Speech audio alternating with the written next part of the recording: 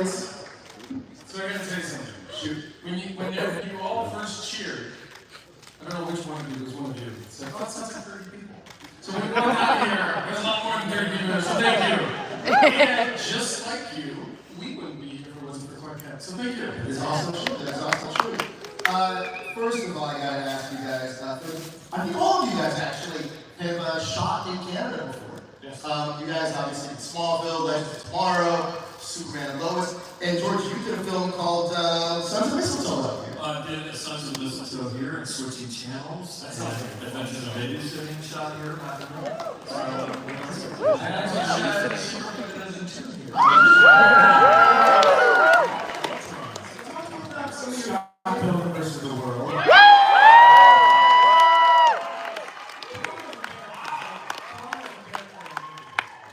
Toronto's a huge character in the movie.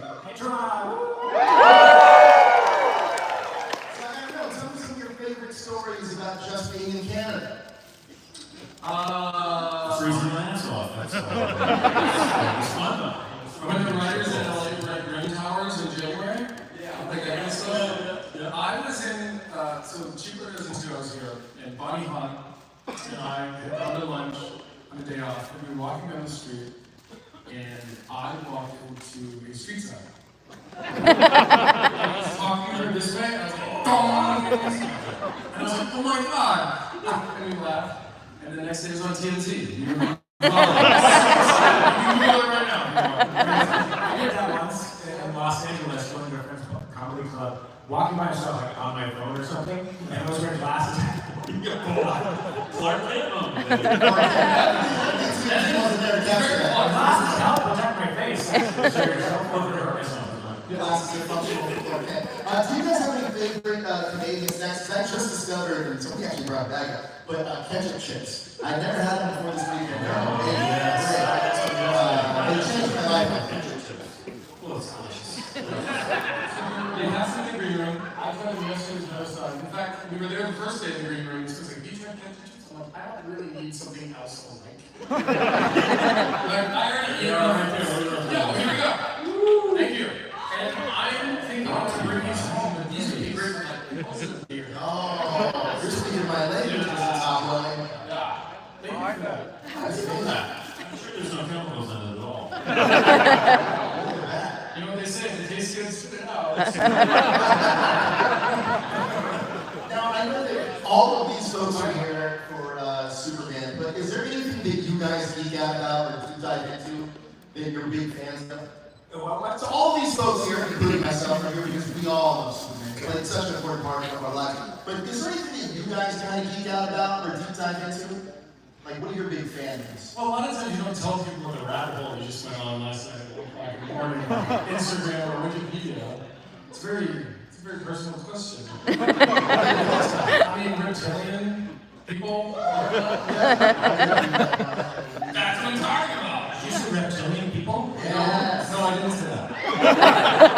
If you're not about this, if you watch, I promise you, if you watch a YouTube video about this, you will be on that YouTube rabbit hole for hours. It's quite Shapeshifters, tails, the whole thing. God, I mean, listen, we all came from something else. So, I'd say it's in our lineage somewhere. We were all, we were all bugs or animals at some point. We share that. We share that. In our growth. Where else do we come from? I mean, no, there's a lot of answers and ideas. I will have to halt myself at times because when I come across videos of people tripping and falling, all the best. Oh, God. I can't watch it's this. so honest. I love the fake farting ones where the guys going up and freaking out. Or like you sit in the park and they drop the spider on your head. Yes,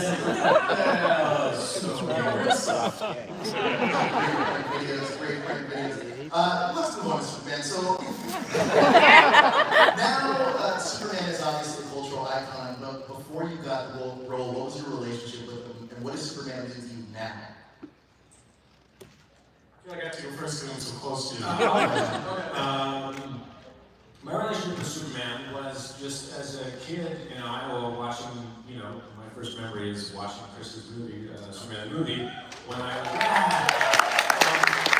family movie night, whatever, called, you know, I must have been 6 or 5, 6, 7, and my pajamas that my mom still has, and she kept, jumping around, excited to see the movie, and I was so excited it made myself sick, had a migraine, and spent half of the movie throwing up, watching it, you know, lying down on the couch. So I don't even know if I watched the whole movie, remembered the whole movie the first time I watched it, but it was a pivotal experience. Now I don't throw up every time I think about Superman. I solved that part. Well, there's a part of it, like back then, he was Superman. And if you wanted to see Superman, you saw Chris. Like that was it. Yes. And now there's, you know, a lot of different versions and whatnot. You can kind of have access to all these different things. But to me, when people say Superman, I think of Chris. And my favorite scene is when I should know this. I don't know if Superman 1 or Superman 2, but he's in the cafe and he doesn't have his abilities to, and then he comes back with his abilities. And I'm just like, yeah. That's the come up with Yeah. So that's the, yeah. Now, each of you has worn the Superman cape in a different way, or voiced Superman. What was the moment for each of you that you really felt for the first time, I'm Superman? For me, when my son was running around the house with his little cape and the S on his chest, and he pushed it, and it was me like, get to the watchtower, let's go! I was like, well, I've made it. That is because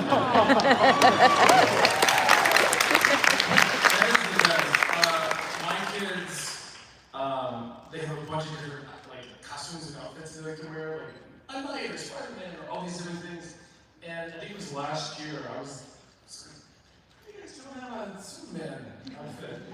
And at the time he was 5 years old, and he goes, because he's taken.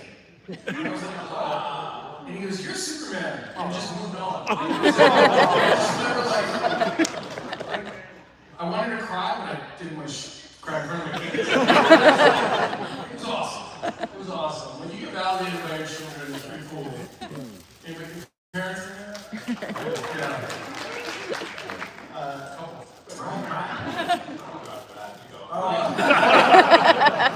My son's super great at Spider-Man still, so. Yeah, but Superman's number 3. Behind Ray Palmer's 1, 2.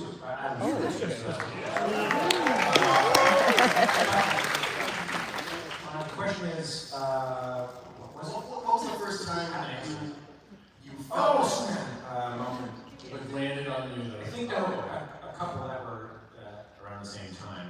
The first time I remember stepping on set in the Superman suit, there weren't many people around.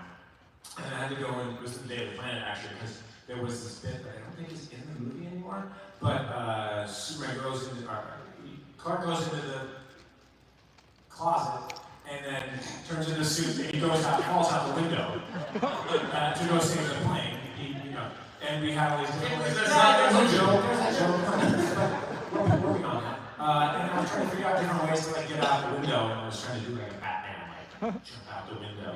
And then ended up, it's not in the movie. So that was the first time I was on set, but then it's when people see you, when people see me for the first time, either coming to visit the set or just a crew for the first time. Because, you know, I'm just a guy in a suit until people recognize you and knew you as the guy. For me, it was the thing. So that was. Otherwise, you're just a Comic-Con. It's awesome. But it helps when other people, you know, believe in the myth. How about you, Tyler? I kind of had two. One, I was in New York City and I was having a coffee with a buddy and I got a phone call, so I stepped out for a second. And some kid was walking by and I was talking on the phone and he had his headphones on, a big backpack, and he was walking and he's kind of like, he looked at me, he saw that I was on the phone and he didn't say anything, he just kind of looked at me like,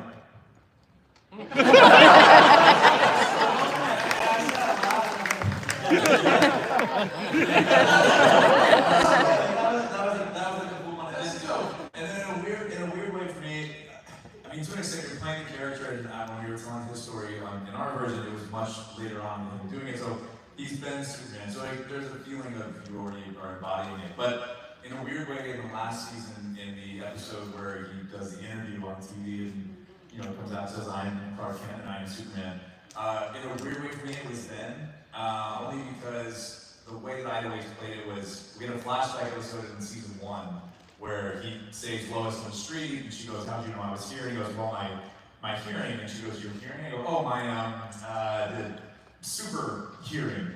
And kind of played it that way. So when I leave, and they go, "Who is that?" She says, "That's Superman." And that's the first time that we call him Superman. So I always kind of try to play it like, he's almost a little embarrassed by the name. He's like, "Oh, I got nervous around this girl, and I said super hearing, and now I'm Superman, and I'm stuck with his name." So I was like, from just like a personal thing for guys, that was kind of funny. So in that interview, for him to say like, "I'm Clark Kent and I am Superman," was kind of like a weird way for the character and for me finally saying like, "I am Superman." So yeah.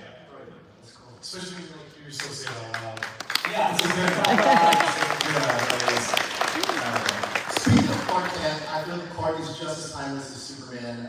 Which part of Clark would you identify more with? The reporter, the farm boy, or like the Man of Steel, the Kal-El version of, I guess Kal-El's kind of, the farm boy, the reporter, the heroic, so what would you identify with? I mean, for me, one of the things that I kept reminding myself in the series was that I played a character who didn't know who he was going to be.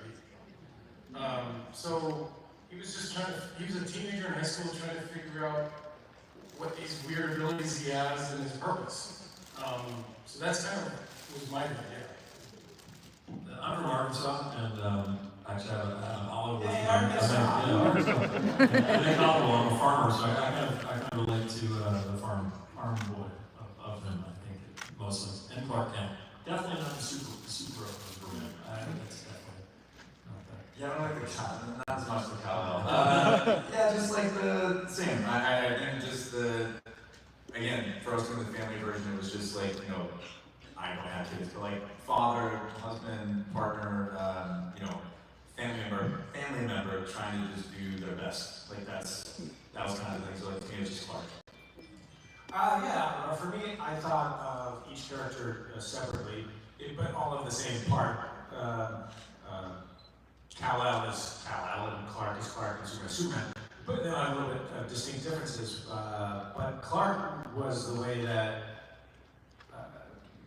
all three of them, as one person, got to kind of be human the most, to experience everyone. And so his quirkiness or clumsiness wasn't necessarily him performing so much as just like super exuberance about being around and being a part of this part of life, because he has to separate himself so much to, at times to be the hero. We have a lot of great stories in any medium, whether it's film, television, or books, or not. It's really always about one thing, it's identity.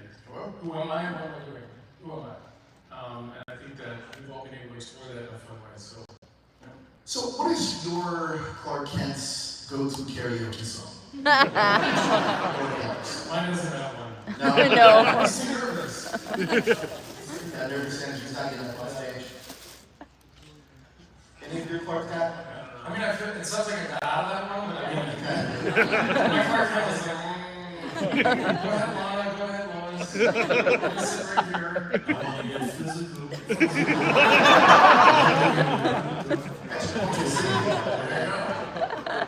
I feel, Tyler, like your Clark would definitely have one just to get your kids to get up and have fun. Build me a buttercup, why not? Brandon's gonna do this Blake Sanders.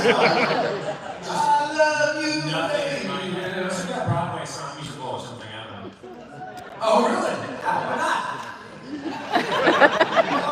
all I can think of is the song I sang that Ray Palmer sang also in Adam. I'm crazy. I'm crazy. No. I'll think about it. So, It's from, I can't remember what it the one thing I loved about this new version of the Superman film that James Gunn did is that we can see kind of each one of your imprints on that film in a way. From Brandon, the duality of your Clark and Superman is very apparent in this movie. Tyler, it's the relationship that your character cultivated with Lois. I feel like that's really strong in this movie. George, we got the Justice Gang and we get these bright tones, and I think that's very apparent in this movie. And Tom, we get the family element that we see with his parents. We also get the gravitas of Lex Luthor. all within this one movie. So first of all, have you guys all seen the movie, and what's your opinion on it? I have not seen it, but I think I'll see it more sooner because of what you just said. I was wondering as very well said.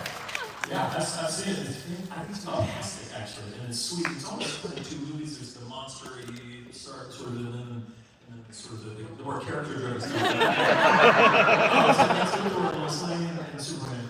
Excellent. Just so excellent, especially those two first, right? Yeah, I thought everybody did a great job. I thought David was fantastic. Rachel and Nick are just phenomenal, I think, in everything they do. And Nathan Fillion, I thought was. I have to say, a joke that he landed at the end of the movie, I feel like was building the entire movie. And it was so worth it. It was so worth it. It's like, that's a cool name. You're in. I thought it was so good. I think it's been very good. Yeah, I was very, I had a wonderful time. It's doing so much. You know, you have so much character and relationship and dueling family stories that I think David did just a fantastic job of bringing such heart and passion and authenticity and just like goodness to Superman. And that was my overall biggest gift of that whole thing is just that the energy of Superman that I think is the best part of Superman is in this movie and is something that we could use in the world. Obviously, Cole has to say, people don't like certain storylines and people can read politically and maybe you're right to read politically into anything. Life is about politics, just get over it. But you know, we all gotta learn to get along. And I think that the biggest thing Superman do is to be a beacon of light, and that's what art does too. I'm just so excited to think about how it all works. They go and they write, and the artists have created Superman over all these years, and we're here talking about it. And the myth and lore of Superman is like moving us all to be in one place at the same time, and like a beautiful, wonderful thing about like love and compassion. Like that's what we need. It's awesome.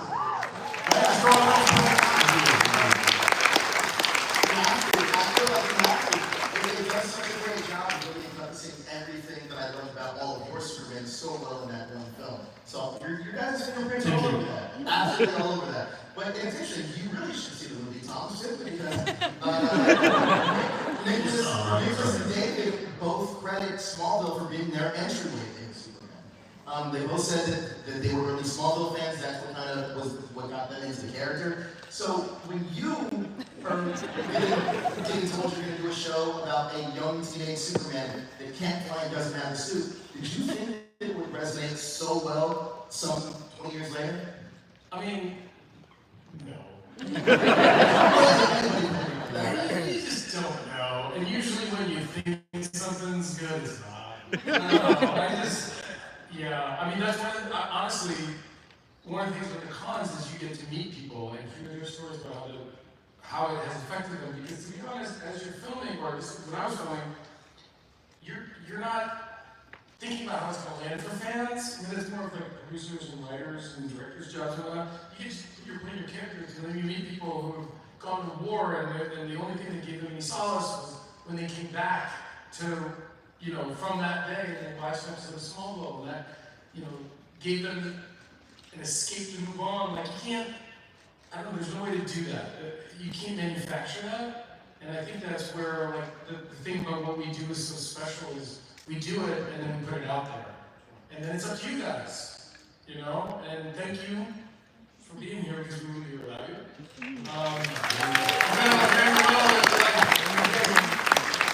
mean, I was on a show for 10 years, and after every season, the final episodes, we were canceled.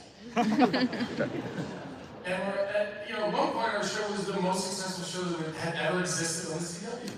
And they're like, we don't know. And 2 weeks before I had to get on a plane, they'd be like, oh, big check for another season. And it's like, okay, we're back into this.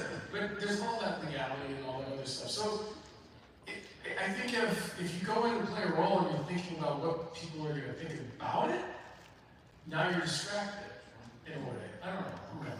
There's someone who said, I think I saw like a clip on Rose's podcast, and he asked you about like being proud of the show, and I I just remember hearing you say something that it reminded me of like Teen Wolf stuff too. It was like, were you proud of the show? And he's like, when I was doing it, I don't think I was, but now, Yeah. I think there's a weird thing sometimes when you're in the midst of something, you're not really sure if you can feel proud of it yet, Right. because it's still happening. A little bit like when you have time away from it, and you can see the reach that it's had, and hear the stories of how it's affected people. All of a sudden, it becomes like, oh, that's okay, and I am proud of it. Like in the moment, you almost have to like distance yourself from it a little bit. Yeah. Yeah, and thank you for watching.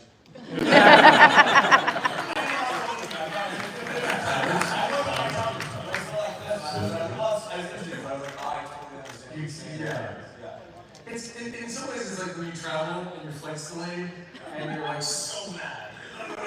And all this stuff, and then years later you look back and you're like, I had fun there. You forget about the travel. So, I don't know, yeah. Brandon, David Cornsweat was not the first Superman to wear the crest that he has on his suit in this film. You were the first one to wear that style of crest with the Kingdom Come Superman in Crisis. So what do you feel like? Yeah, let's hear it.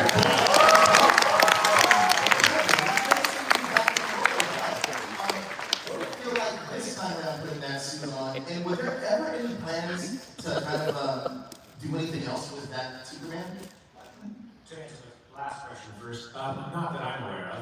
It might have been inner talk. I think at the time that we did that crossover, there was too much changeover happening in Warner Brothers in DC, and now it's a more stable footing. So had it happened at a different time, maybe there would have been something else, and I don't know what anybody's planning, although they seem to be planning something big, so who knows. Maybe there'll be more of any number of things would be fun. But it was really a different and wonderful experience to revisit the character 15 years later. I definitely felt more capable of playing Superman and standing in all of who he is and who I continue to make him, create him in my head and to be. And I had a lot more appreciation for the fact that I was able to do this. The second time was almost more of an achievement than the first time in some ways. Look, you guys. Grateful for all the fans also, sorry, who have expressed, it was, but he's like, I'm so happy that you got to come back, and so was I.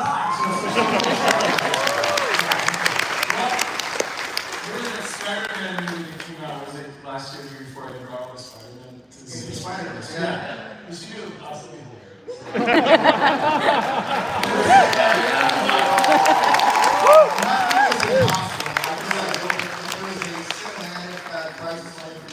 It makes the most sense to bring all of you guys back. It makes sense. Thinking like a true studio executive. You guys have all been in projects outside of Superman that I absolutely love. And Tom, every single time I see you, I always want to ask you about this. I don't think I ever have. But you're one of my favorite movies. The NFL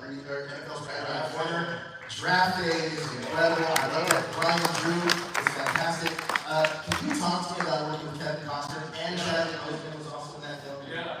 I watch that movie every year. Me too. I know that.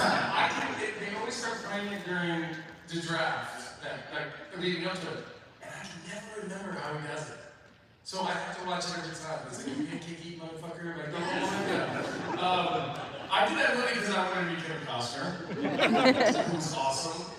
I remember the first thing I had with him, I had to yell at him in the first take. In the middle of screaming and yelling at him, I lost my mind. Like I was screaming, and I was like, "Ugh!" And it was like, cut, and I was like, cut. And I heard myself. And he came over and he goes, don't worry about it. I'm gonna worry about it. That's what I said. I'm gonna worry about it. And he goes, hey, when I forget my line, just don't be too hard on me. And it took all the pressure off in the best way. And, sorry, what was the question? Back there. That scene at the end where the Cleveland Browns are all together. It's Marion Foster and Chadwick Boseman. Yeah, okay, so Chadwick. So I met Chadwick. He's a great guy. I met him going into a cast band. He sat back to the hotel. And he was like very polite. He was like, hey man, how you doing? And he was on the phone with his mom. And he was on the phone with his mom for the whole ride. So I didn't actually talk to him, but I could like hear him talking to his mom. And I thought that was really sweet. And he was like, yeah, I catch up with his mom, talk to his mom, and then we got out of the cafe. And I really didn't see him again. But I was just, it's a nice memory for me. And he's just talking to his mom, you know? Yeah, I'm happy I asked you. I just wanted to know about that. It was fantastic. George, you're in one of the most iconic television shows of all time, Friends. Oh, yeah. What was your experience like on that? It was kind of surreal. I went to school with Daly, so I knew I'd known Nat for 20 years. And then in between takes, we'd go up to the dressing room, and Brad Pitt was dating Jennifer at the time, so we'd all play Super Mario. And that was just sort of surreal. Yeah, but and also the show is so well written that it's lovely to be in a show where in a sitcom you don't have to work too hard. You just sort of ride the wave as opposed to cranking the engine, which is most sitcoms aren't that funny, and you're trying to make it funnier. At Friends, you sort of got to back off and ride the wave, and it was just such a great experience. It's awesome. It's incredible. Tyler, I think it would be easy to ask you about Teen Wolf, but actually, something that surprised me, you're the voice of Sephiroth in Final Fantasy.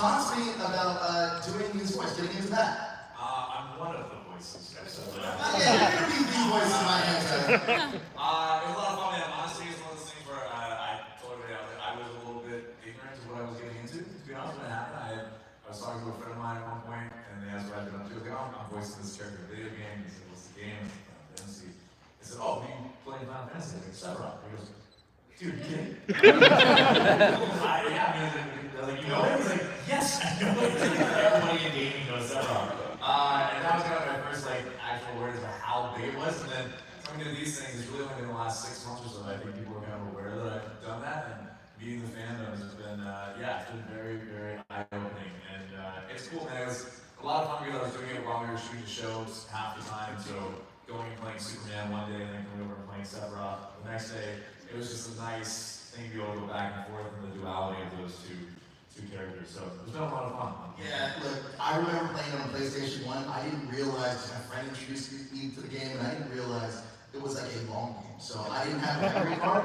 So I had to pause it. And then have it target my memory card, and then hopefully the game was still on by the time it all worked out. Well, that was nerve-wracking. Brandon, obviously, Scott Pilgrim versus the World is incredible.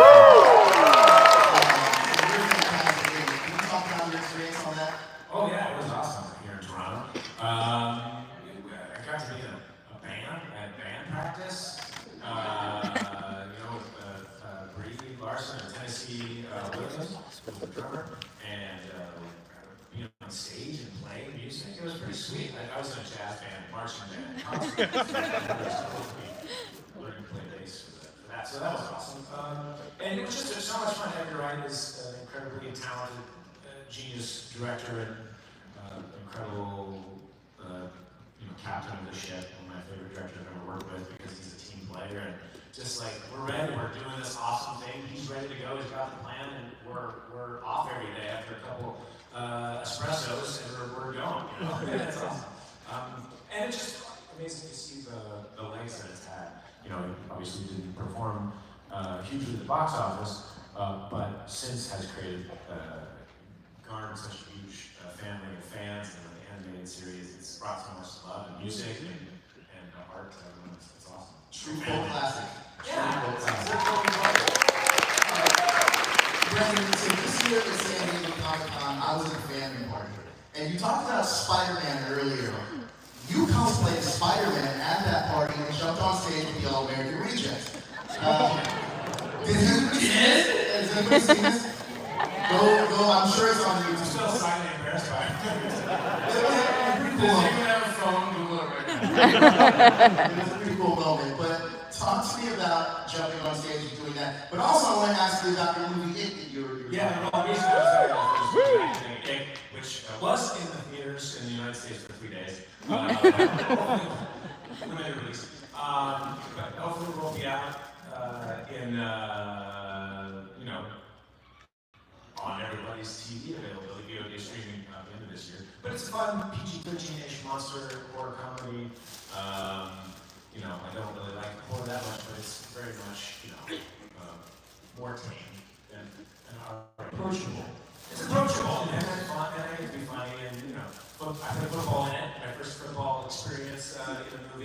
played a high schooler. Like age makeup. We just are in like high school couple. And it was this kind of fun music video of the first like 10 minutes of our relationship of together and breakup and all that. And there was another part of that question. Oh, you jumped on stage with all American Rejects. Oh, yeah. Spider-Man costume. Joseph Kahn, who's the director, who's another genius director, was like, I have this great idea. Because the American Rejects are a big part of the soundtrack, and we're putting the film for us, so I think that would be a fun cross-promotional thing. And in the end, what it did is it allowed me to feel a little vulnerable and kind of move my comfort zone out a little bit. And the first time being Spider-Man. You're the first Superman. Why are you laughing at me? The clip is great. YouTube it. I promise So you. the man telling the story. Searching for the inside, there's more to this than you say. I try to see if people are passing out or falling asleep as they answer questions. Have you guys seen Robert Pattinson's The Batman? Yeah. No. For the two of you that have, I just want to get your take on this. Do you think that Robert Pattinson's Batman fits into James Gunn's DCU? Oh, that's what you're talking about? Yeah. I was thinking about it. I mean, I don't know if it fits in. I enjoyed watching it. I think Rob did a great job. I enjoyed it. Maybe watch it twice. When it fits in, I just don't know if I'm qualified. The thing is that James Gunn totally says that he wants each filmmaker to have their own identity and every city to have their own kind of vibe, their own character. And I think that Robert Pattinson movie really captures what Gotham could be. So I think it could fit in, but I just want to get your opinion. I have an answer. We'll see if you watch my face, if you can answer the way you think I'm going to answer. You heard his face? Can't write So here's the thought process. I'm like, oh man, I'm thinking about the end scene where they're in the stadium or whatever the thing is. I don't remember what it is. Big open space, they're flying there, shooting the grappling hook, and I don't know wherever they're going. All of this big, huge action piece. The water's flooding in. I was like, yeah, I mean that's massive and cool, and Gotham is like its own world. So how do you fit that into any Superman world would be kind of challenging. But I think that's how powerful Batman and like Gotham is. Like it's such a different entity than Metropolis that it's going to naturally probably have like a different. You want it to have a different essence of feeling like Metropolis. So I think it would because I thought he was fantastic at it, and I really liked the villains and the way they handled everything. Yeah. That's a yes from Brandon. Tyler, what says you? Do you think it fits in the... I make these decisions. We're just talking here. We're just having a chat. Well, selfishly, I'm going to say no, because I still want that Batman. I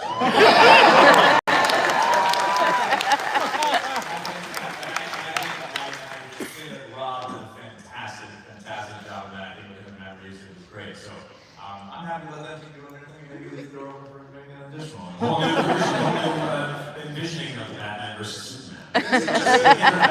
There's also, there was rumors that Henry Cavill was also like rumored to wanting to play Batman.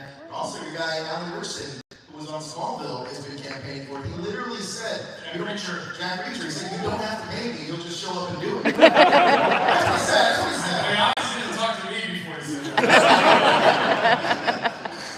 Well, look, you guys have been a ton of fun. I want to thank each and every one of you for being such an influence.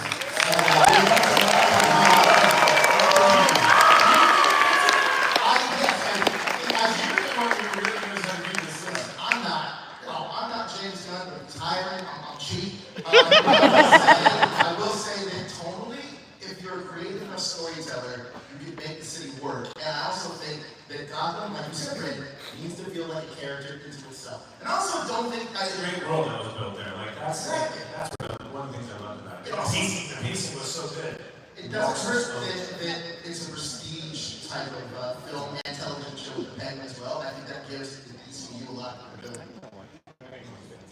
Penguin was one of the greatest shows last year. Fantastic. But gentlemen, thank you so much for being here.